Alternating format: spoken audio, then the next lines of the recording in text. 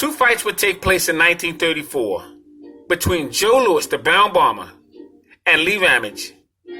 One would take place Chicago Stadium, Chicago, Illinois, Friday 14th December 1934.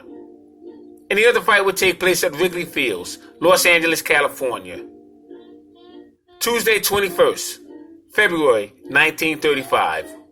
Let's take a look at Lee Ramage and Joe Louis. Now, Ramage was born October 1st, 1910 in San Diego, California. He died July 19th, 1991, at Villa Beach, California. He stood 5 foot 11 inches. He fought from 1929 to 1939. He had 553 rounds of boxing under his belt. He had total bouts of 72 fights, 49 wins, 23 knockouts, 14 losses. He was stopped 5 times, and he would have 9 draws. Began his professional debut November 29, 1929, against Joe Boston in San Diego, California. He would face Ace Hoskins February 2nd, 1923. Hoskins was coming into that fight with a fighting career record of 68, 18, and 13. They would fight at the Olympic Auditorium. It would be for the California Heavyweight Championship belt, held by Lee Ramage. Oscar Rankins, November 17, 1931. Rankins had a fighting career record coming into that fight at 13, 11, with 2 draws. Olympic Auditorium, California State Heavyweight Championship belt. Steve Hamas, 1 win and 2 losses. Tuffy Griffith, January 17, 1933. Fighting career record 77, 12, and 4, Olympic Auditorium. Now, Ramage would also face fighters such as Tony Succo, Don Red Barry, fought him twice, defeated him twice. January 19th, 1936. And he also fought him on March 5th, 1936. Fought Art Lasky, March 20th, 1934. Kingfish Levinsky, March 17th, 1934. He had a fighting career record coming in at 49 wins, 24 losses, and 4 draws. He would face Maxie Rosenblum, defeat him twice, 1 loss and 1 draw. Maxie Rosenblum would become a light heavyweight champion. He had a second-round knockout. He himself was knocked out by the Brown Bomber, Joe Louis. December 14th, 1934. February 21st, 1935. Now, Joe Louis, his name was Joe Louis Barrow. And he was born May 13th, 1914 in Lafayette, Alabama. He was a resident of Detroit, Michigan. He died March 12th, 1981. The night before, he was ringside at a heavyweight bout. He stood 6 foot 1.5 inches and had a 76-inch reach. He had total bouts, 69 fights, 66 wins, 52 knockouts. He lost 3 fights and was stopped twice.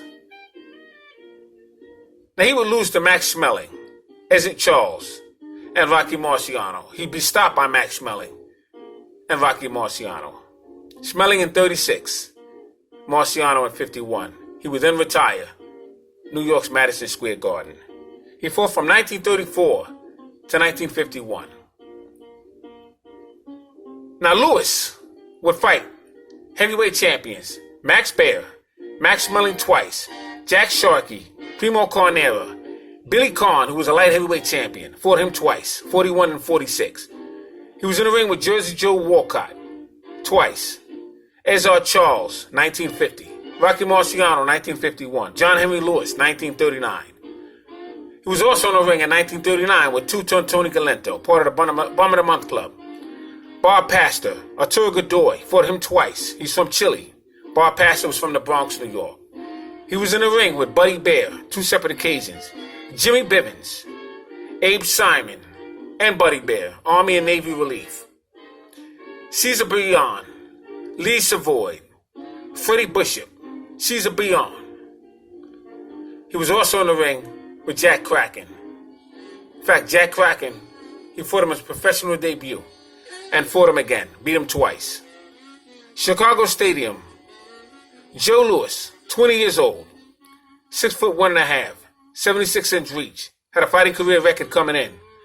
11 wins, no losses, with 9 knockouts. Lee Ramage, 24 years old, 5 foot 11, 40 wins, 8 losses, and he had 17 knockouts. This fight took place Friday 14th, December 1934. It went 8 rounds. Joe Louis came out, and he had beautiful execution because he had a beautiful jab. He up-jabbed a lot, and he would have his head off the center line. He would crouch like a tiger and move from side to side, but he would push the action. Now, because of the experience of Lee Ramage, that fight went 8 rounds. But Joe Louis gained a great deal of experience in that fight. They would fight again. It's actually Thursday, February 21st, 1935. Joe Louis was 6 foot 1.5 inches, 76-inch reach.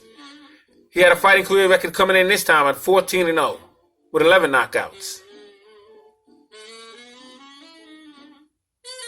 Now, Lee Ramage was 49 losses, 5 draws with 17 knockouts. But this time he would get stretched in the second round. You see, Joe Louis would learn a great deal in between fights. Jack Blackburn, who I did a profile on, type in Jack Blackburn, Scrapbook Boxing. And Jack Blackburn had a beautiful execution. He mastered Joe Louis's jab. The only problem Joe Louis would learn later on in his career, after his fight with Max Schmeling in 1936, is that he would drop his jab. He continuously did it, throughout the career of his boxing career, but the only problem is he had a beautiful right hand and an outstanding uppercut to come with it. But in that fight with Lee Ramage, Joe Louis's chin could not be chested. His chin was well secured, was off the center line, and Lee Ramage didn't have the experience that Max Schmeling had. I just wanted to touch on that fight with Lee Ramage, who was to your left, and Joe Louis, who was to your right. Both fights took place in 1935. Actually, one was 1935 and 1934. Scrapbook Boxing, Museum of the Forgotten Fisticuffs series. All great fights and all great fighters will never be forgotten on my channel. Thanks for tuning in to a phenomenal fight between Joe Louis and Lee Ramage.